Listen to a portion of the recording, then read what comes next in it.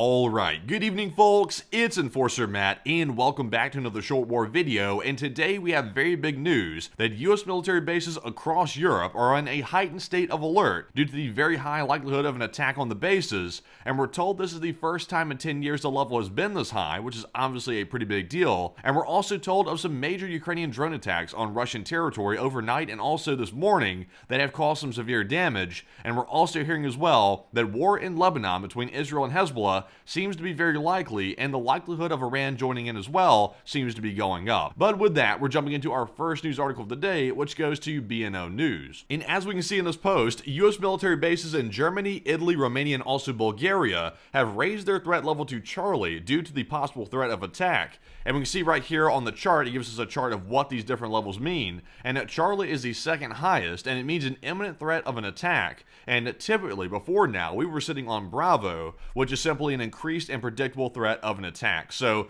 clearly, there is a big threat going on behind the scenes that we're not aware of, because in the public, there's really no indication as to what the force may be that is threatening the bases, but clearly the US military thinks there is a big problem on the horizon, and that's why they've raised it to the second highest level. And also in our next post here from Status 6 Military and Conflict News, we see more information about the Charlie level. It says it's applied when an incident occurs or intelligence is received, indicating that some form of attack or targeting against personnel or facilities is likely. And also they mentioned as well that it's not immediately specified what exactly caused the change in force protection. So obviously we could speculate as to what this is. It could be a threat coming from the Middle East, it could be a threat coming from Russia, or perhaps even from Asia, but we simply don't know, and there's not enough information to even really go into a credible speculation right now, so we'll just have to wait and see when more information comes out. But nonetheless, it's a big deal when all of our bases inside of Europe decide it's time to get ready for something to go down. But with that, we're jumping into our next post here, and this one goes to Nexta, and we're learning that a Russian Mi8 helicopter made a quote-unquote hard landing in the Irkutsk region, and on board were 7 specialists and also 3 crew members, and propagandists report no casualties. And you know, when propagandists report no casualties, that's basically the same as saying the liar said there were no casualties. So take that with a grain of salt. There probably were some casualties, and also it's really a crash. They use all these fancy words like hard landing. It's a crash. The Mi8 helicopter was destroyed, and it will no longer be usable by those forces. So another one down in the books. But with that, we're jumping into our next article here, which also goes to Nexta, and we can see an ordinary day in the Russian city of Belgrade, and a resident watches as a drone attacks a disguised military base, and we actually had the video of that attack right here. So let's take a look and see just how bad this attack really was. So here we can see the citizen looking on in horror, and boom. There was the attack right there. We did not get to see the explosion, unfortunately, but we did hear the boom in the background. And this is allegedly a disguised military base, and that this citizen just happened to be in the right place at the right time to get this on camera and show the world, once again, another Russian loss. Belgrade is still getting hammered, and this is more proof of it. But nonetheless, we're moving into our next post here, and this one goes to Max24, and we can see that at night, there was a mass drone attack on Kursk, Belgrade, and also the Bryansk regions, and we saw a big fire in Nizhny Novgorod. And in this first video right here, which we can see at the top, this is actually something we saw last night. And we can see here, there's a major fire right here in that Russian city. And this is actually that chemical plant which caught on fire, which had a lot of caustic chemicals in it. And this is not good for the Russian people to breathe. But nonetheless, it's getting put up into the air in a very big way, and obviously will cause some problems for breathing quality inside of Russia. And also, we're seeing that in other areas as well. We can see explosions happening pretty much all over mainland Russia, as you can see right here in this photo as well. So once again, another major series of drone attacks by Ukrainian forces on Russian territory,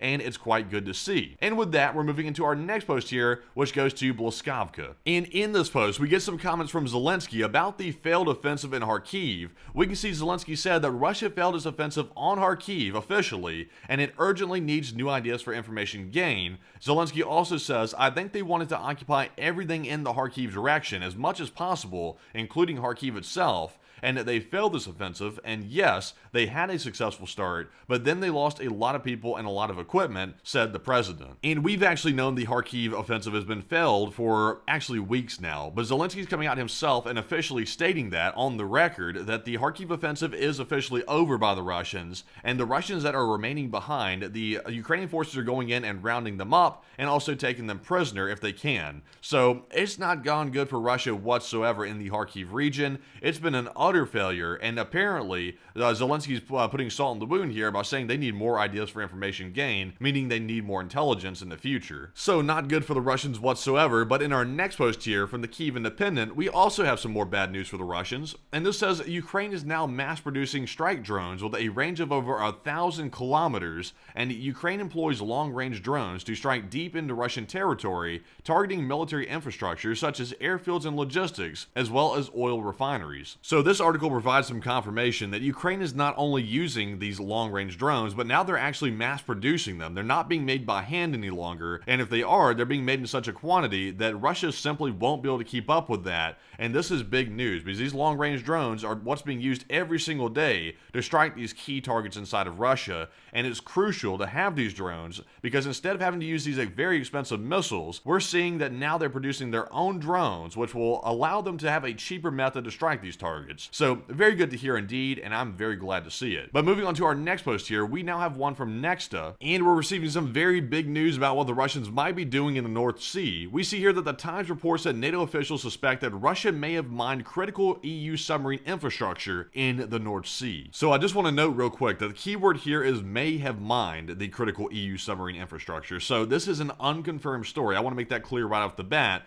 and we need more confirmation on this story before we can count it as concrete fact. But nonetheless, if this is actually a true story and it's proven to be accurate, then this means that Russia may have mined a critical key EU site for defense, which could prompt a response from the EU if it is indeed proven. But we're going to stop there because it is unconfirmed and we're not going to report it as fact, unlike some other channels may have done. But we're moving on here to our next article, and this one goes to BNO News, and this is quite a comedic take right here. It says, Chinese rocket accidentally takes off during a static test and crashes into a mountain. So just in case you didn't know, a static rocket test means the rocket is completely stationary and they're simply testing the function of the rocket motor itself. But in this case, we have a very laughable incident where the rocket actually took off during the static test and flew into the sky, which is not supposed to happen at all. In fact, that's insane that happened. And that indicates such an embarrassment and also a lack of competence that I'm almost at a loss for words for it. But let's take a look at the video and see how bad this incompetence is.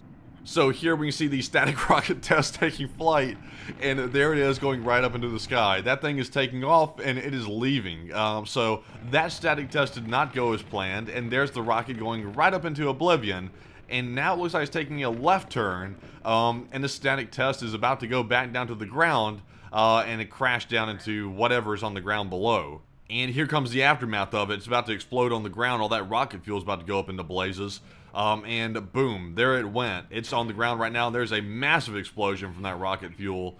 And this static test just turned into a very explosive test. I'm just at a loss for words, to be honest with you. Like, China is a rival to the United States, but this is so embarrassing that some heads are going to roll for this one, I guarantee you. Like, this is insane to see. But nonetheless, it happened, and this is going to be a huge embarrassment for China. But with that, we're moving on to our next post here, and this one goes to the Israel War Room. And switching gears back to Israel for just a moment, we're hearing some drama happening between Israel and also Turkey. And here we hear that El Al, which is the Israeli airline, confirms that local workers refused to refuel the company's plane that landed in Turkey after one of the passengers had a medical incident, and the plane is now taken off to Rhodes, where it'll be refueled before returning to Israel. And here we see Turkey doing another Turkey move. When this El Al plane, which is an Israeli plane, landed in Turkey with a passenger having a medical incident, the Turkish people would not let anybody deboard the plane and receive medical treatment, nor would they refuel the plane so that way it can make the return flight back to Israel to get the passenger treated.